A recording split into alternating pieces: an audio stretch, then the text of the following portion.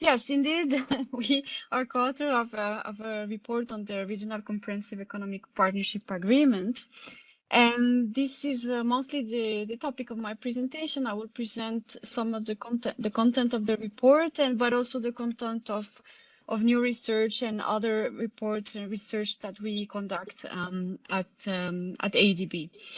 And you see the title is the same title as the report. It's a bit provocative. It's just to ask whether is a new paradigm in Asian regional cooperation, but with a question mark. Because when we conducted this analysis, well, of course, moving to the first slide, there were great hopes, and there are still great hopes about RCEP in general. The expectations are extremely high because, as you probably know, well, it's expected to act as a unifying factor in Asia-Pacific regional integration. You have a noodle bowl of different FTAs, and that can be a bit complicated to navigate from the private sector perspective, but also from policymakers, customs officials. So I was hoped that RCEP would help with that respect to strengthen the regional value chains, but obviously also investment, economic growth, and create jobs.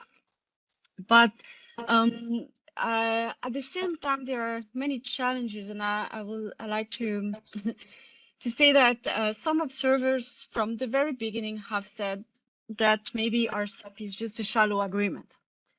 So this is the question we asked ourselves, you know, is RCEP a shallow agreement? How can we confront this statement with the other one, with the great hope and expectation? So the result of the report, you see it on the right with the link. This is the one that Francesco just mentioned. Well, we observe that we may not say that it's a shallow agreement, but indeed RCEP at this current juncture has gaps and that will need to be, you know, filled in the future.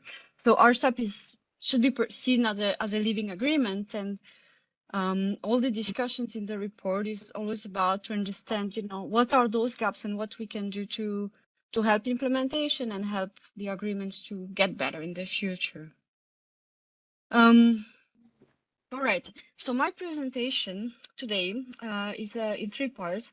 I will start with showing you some examples of different chapters of the agreements. We analyzed all of them, and it's a kind of textual analysis, so looking at the legal text of the agreement, comparing with CPTPP or other regional trade agreements in the region or with WTO commitments, just to understand I would say the value added of RCEP. In general, if we have great hopes in the trade agreements, it's because we want these agreements to bring something new, not just repeat what we already have. So this is what the way we conducted the analysis. So I will talk about different chapters, but as you will see, the first part will be quite quick because this is not the main focus, and also because the agreements has a lot of gaps and there is not much to say in those. But then we'll look at market access provisions for trading goods and services, where the agreements is more, documented, more advanced in these areas because you have services liberalization. I will talk about services liberalization rates and market access in trading goods, mostly tariff commitments on reserve of origin. Oh, it's repeated, sorry. And finally, I will talk about research and capacity building program. So let me start with the first part where I mentioned it's going to be quite quick. Looking at the chapters on FPS, sanitary and phytosanitary measures and technical barriers to trade on the left part, and on the right, customs procedures and trade facilitation. These are very important areas because we know that in trading goods, non-tariff measures are one of the main, I would say, barrier and concern for developing economies and developed countries. And SPS and TBTs are among the most widely used NTM, non-tariff measures. So, in fact, looking at the agreements, well, I would say the sad conclusion is mostly that it doesn't bring much compared to what exists, in the sense that it doesn't go much beyond commitments under WTO provisions, under SPS and TBT, and not beyond CPTPP agreement either. So without WTO plus provision, but also with a lack of built-in agenda in this chapter, well, we can have a certain, doubts about the value here of RCEP in bringing really these barriers down. On customs procedures and trade facilitations, although areas are similar to the WTO trade facilitation agreements and CPTPP, you have two additional ambitious provisions on customs clearance of goods within 48 hours of arrival, and also the time limit of 150 days for insurance of advanced ruling. And this is good news. This is good news, keeping in mind that the language is hortatory. So again, the implementation will need to be, carefully monitored. But overall, it's slightly better, but we could have expected a bit more. And there is no specific coordination mechanism, because we know that all the countries, signatory of the trade facilitation agreements have to implement this agreement, and it's not clear how they are going to continue implement the trade facilitation agreements and at the same time implement RCEP. So something that would have been welcome, but that is not in the agreement, is this coordination mechanism between the two agreements. Now on investments, again, there is limited value added, because basically most of the countries in the regions are already covered by international investments agreements or other FTAs covering the same issues. And in RCEP, there is no investor-state dispute settlement. So which means that if you want to engage in a dispute, you will have to use the state-state dispute settlement, which is going to be quite cumbersome, and most likely countries will, resort to other type of mechanism under other agreements. But they have the adoption of the negative list approach of commitments, which is this is quite positive upon entry into force, meaning countries have already adopted a negative list approach for investment, and this is at least something good. And finally, on TRIPS plus provision, you have a prohibition of performance requirement. I will not go to details here, but this is a minor plus. I would say is good, but it won't compensate the absence of ISDS. Now, last, the cross-cutting RCEP chapters. Well, you have many, but here on intellectual property, this covers much more than ASEAN FTAs, because you have similar provisions of compared to the TRIPS, WTO TRIPS agreements, and as well as new areas such as genetic resources, knowledge, and also folklore. That is quite new. So it goes beyond what exists. So here we have a potential for specific goods to be protected beyond what exists. Under government procurement, there is not much to say.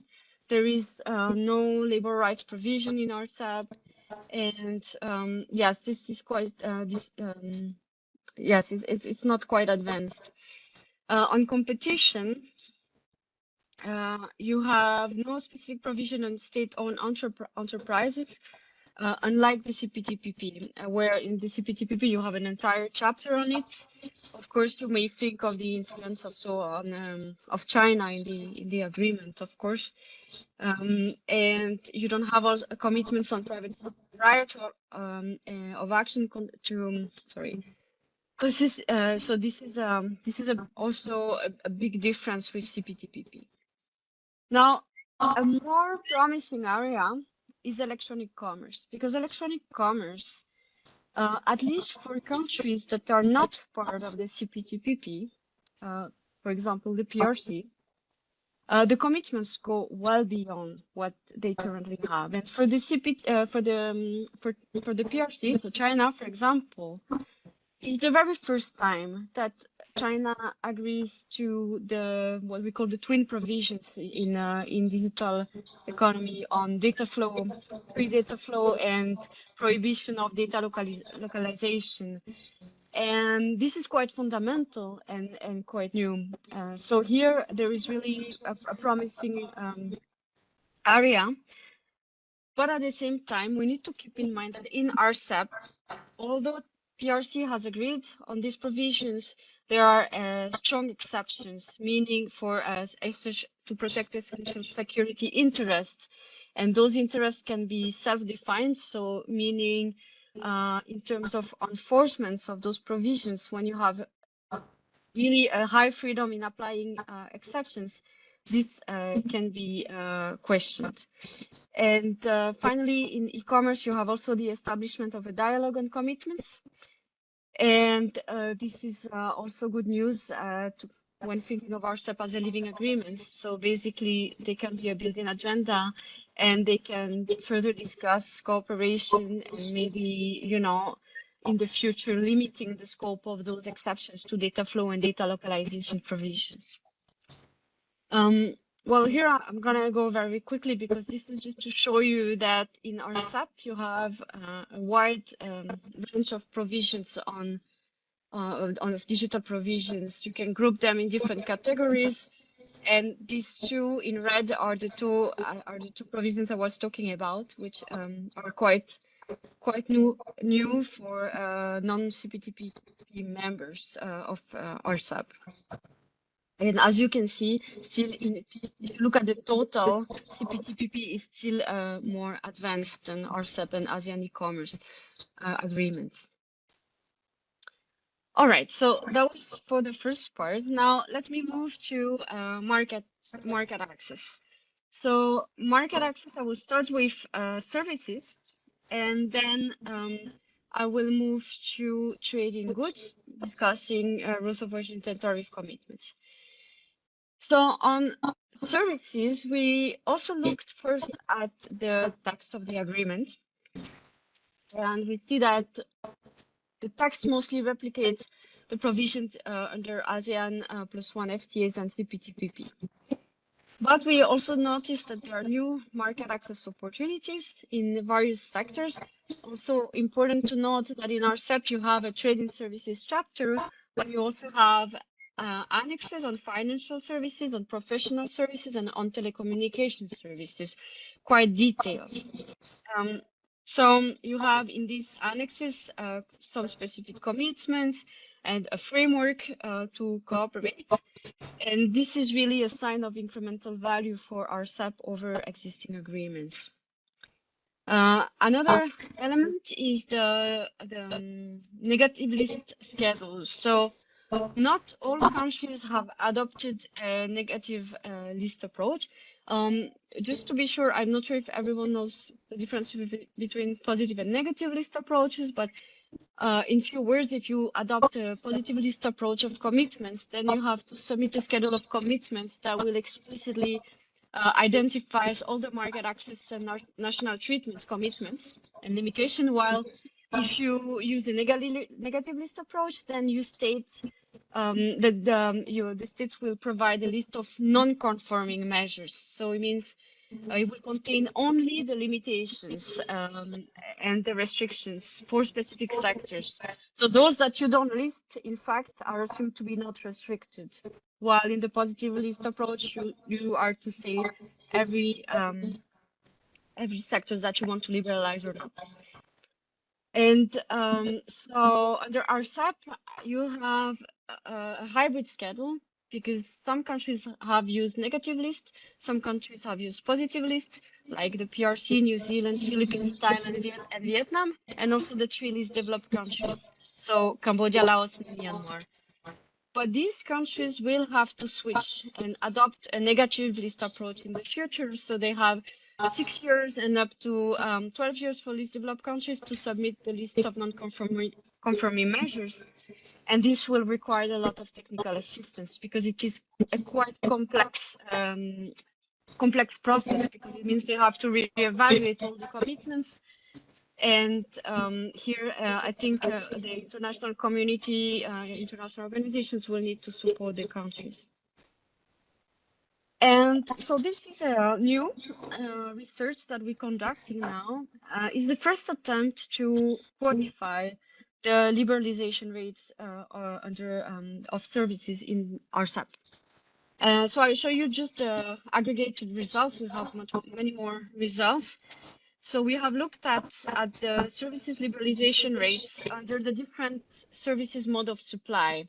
So following the GATS agreements. So mode 1 is cross-border supply, so meaning the service is digitally delivered. Mode 2, consumption abroad, so you can think of tourism, for example. It's mostly tourism. And mode 3, commercial presence, so think of a company with some with headquarters and some firms in different countries, so multinational. And then movement of natural person is when you have someone crossing border to deliver a service. And as you can see here, you have a wide variation across modes of supply, but you also have variations between countries. What we find is mostly that we need to lift a lot of cross-border movement of independent professionals, because to help increase the liberalization rates under mode 4, and also under mode 3, as you can see, is quite restricted still. There are a lot of, it's still quite challenging for countries to promote FDI, because obviously the more restrictions you have under mode 3, the more you restrict foreign direct investment. But overall, all the liberalization rates under RCEP are higher than what we had under the GATS, although methods of calculations are not exactly the same, because the list of schedules is not exactly the same, but we observe progress if we compare the two. As you can see, on average, the liberalization is higher under RCEP. And one thing is that if you focus on mode 1, then in fact you look at digital services trade. And digital services trade, we conduct a lot of research now at ADB, showing that there is a great potential for the region, especially post-pandemic, because with the boom of the digital services during the pandemic, there is really an opportunity for countries to further develop these sectors. But as you can see, under mode 1, we noticed that the liberalization rates are correlated with the Digital Services Trade Restrictiveness Index. So mode 1 captures, is a good proxy for digital services, because a service that is delivered across border is in general delivered digitally. And the idea here is that it shows the countries, when they go to the negotiation table and submit the list of commitments, they seem to reflect their domestic regulations. So it means that we need to support also countries adopting the domestic reforms, so that they can further liberalize services, because it's not obvious, they have constraints, domestic constraints, that they need to address even before going into international negotiations. Okay, so this is for the services. Now let me move to market access and trading goods. So I don't have so much time, so I will go quickly. The question is, in trading goods, will RCEP change the landscape? Because we have so many different agreements, and these are just the agreements within the RCEP regions, between RCEP members or ASEAN. You see, you have plenty of agreements. So meaning, if you take just like Cambodia, PRC agreements entered into force 1st January 2022, the same day as the entry into force of RCEP. So if you are a company in Cambodia, you want to export to the PRC, now you have customs. So the question is how to make RCEP trade preferences attractive. What are the determinants for an exporter to choose one or the other? Is the coverage of the product, the extent of the tariff reduction, of course. Is it preferential for me to use these agreements? Is the MFN high and the preference is very, the preferential tariff low, maybe it's completely duty-free? And most importantly, the ease of complying with rules of origin. We will discuss then the form, the restrictiveness, the administration, and obviously it can be also other forms of customs procedures. And all this will determine the effectiveness of the agreement, and will determine the utilization of trade preferences under RCEP. So the let me just say that in general, RCEP was expected to provide one set of rules of origin for 15 countries, and because of the wide membership, this is expected to really have an important value added over existing agreements. Because of the wide membership, you have cumulation possibilities, which can help in further liberalizing trading goods. But to do that, I will just give you an example here. If you consider a laser that is manufactured in the Republic of Korea with parts that are originating from Japan, without RCEP, when the laser is exported to the PRC, it will have to enter the PRC and pay a duty of 2.4% if it complies with the rules of origin under the PRC Korea FTA. Okay, so assuming it does, it means there will be a 8% MFN tariff between Japan and Korea for the parts of lasers, and then a 2.4% tariff between Korea and PRC. Now, with RCEP, then you will have a quick win because all these tariffs should go to zero. But obviously, it's only the case if rules of origins are met, meaning when the Republic of Korea exports the laser to PRC, it will enter duty-free, but if it doesn't comply with the rules of origin, they'll have to pay an MFN of 6%.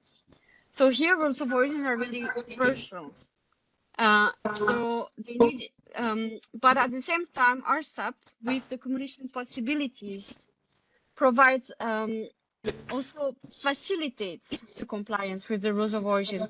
And why? Because the parts of lasers that originate from Japan, when they are exported to Korea with RCEP, diagonal cumulation, they can be considered like as originating materials when the laser is exported to the PRC, which will facilitate the compliance with the rules of origin. While before, without RCEP, these parts of lasers would not be considered as originating under the PRC Korea agreement, because the PRC Korea is bilateral. So now with RCEP, not only you have the potential to lower all tariffs to zero in the long run, but also to facilitate the compliance with rules of origin. So I have only a few minutes, so I will go fast. So now what we have done is we have looked at these different elements, tariffs and rules of origin.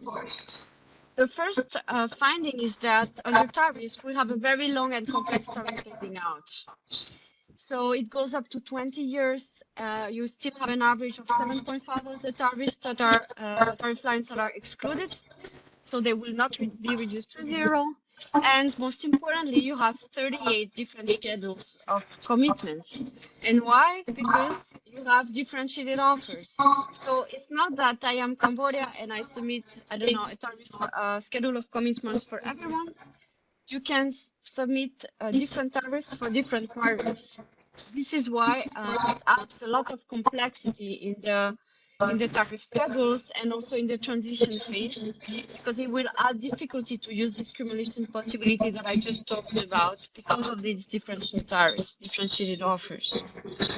And this is, in fact, you can see here that even this is the number of years after entry into force, and in green you see when the tariff will be zero. So you see that after 5 years is 42% of the trades that will be zero. It goes to 61 after 10 years, 77, and then estimated at 89% only in 20 years. So it will take quite a lot of time.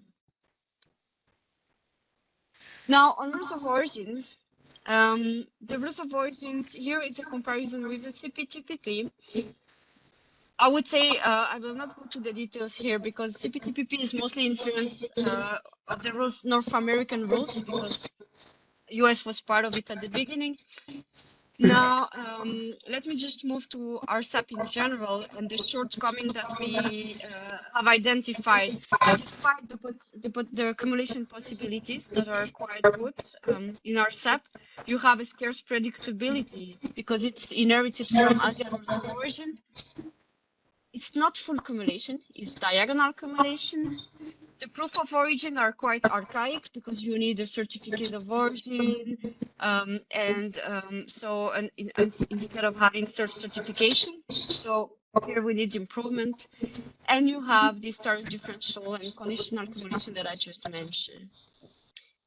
On the form of rules of origin, this is what we have. You see that we have analyzed the forms. We see that a lot of those rules are in fact under the change of tariff heading and regional value content that you can see in dark blue. And this is because this is the general rule under ATIGA. So our step has inherited that rule mostly. And so what you see is really like the intensity of tariff lines under specific chapters that you see here on, and you see that many of them are using this rule.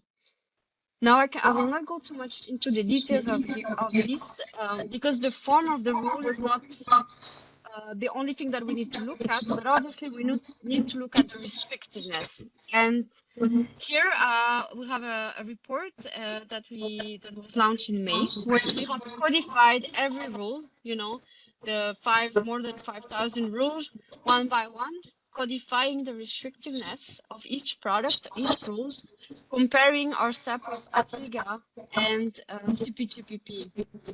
To understand if those rules are more lenient or not. And in general, the finding is that there is no evidence that RCEP is more liberal. So somehow the value added of RCEP might be limited. But we observe convergence. And it means that even if the rule is not exactly the same, it is drafted differently, or there are different, we observe differences, but they tend to converge somehow in the same directions, and it means there is scope for simplification using the RCEP built-in agenda in the future. And more can be found in this publication that you have on screen. This I'm going to skip because we don't have time, and move directly to the concluding part. It is based on all these findings, what are we going to do and what we are focusing on at ADB right now about RCEP. So in general, the objective is we want RCEP to be used, effectively used, and have an economic impact, right?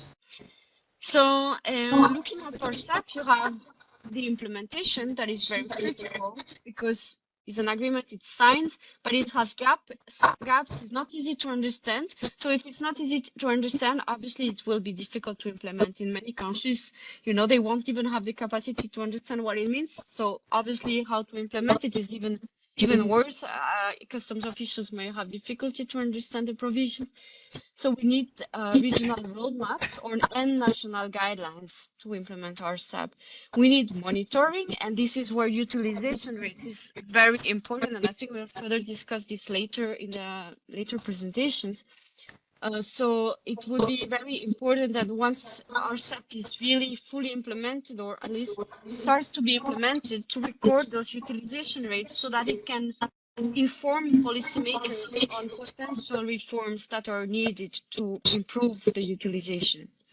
And so based on this, we will need review and updating. And here, it means we need to raise capacities, the negotiating skills of government officials and policymakers to understand the analysis we're conducting in the implementation and monitoring so that they can revise RCEP accordingly.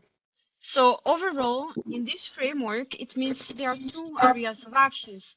First is raise the attractiveness of RCEP for the private sector, which will cover implementation, but also review and updating, because by understanding the value, it will help, to also to review and update their agreements. But then So we'll work with private sector, with policymakers, and conduct research and capacity building. Then we need to expand the commitments, and this is mostly about activating the RCEP built-in agenda. So let me just detail here those two parts. In raising the attractiveness of RCEP for the private sector, as I mentioned, we need national roadmaps, we need databases, so we are working on that. We will continue the textual analysis of RCEP, comparing with other agreements, not just the CPTPP, but other agreements. We're also working with Francesco about this, looking at other types of agreements. With Stefan, who's going to talk later, we'll work on certification, administrative issues. We need to conduct firm surveys and understand also the digital economy. We are starting new research at ADB on the digital economy agreements, and it will be also quite critical in our SAP implementation. Services, I've shown we will continue what we have started and dig deeper. And finally, for expanding the commitments and negotiating skills, we will need capacity building programs for negotiators, and try to support also institutional framework in countries, such as building, working groups or public-private dialogue in the countries, but maybe also at the regional level, at RCEP level, to enhance the drafting skills and activating the building agenda. So that's all for me. Thank you very much, and I look forward for your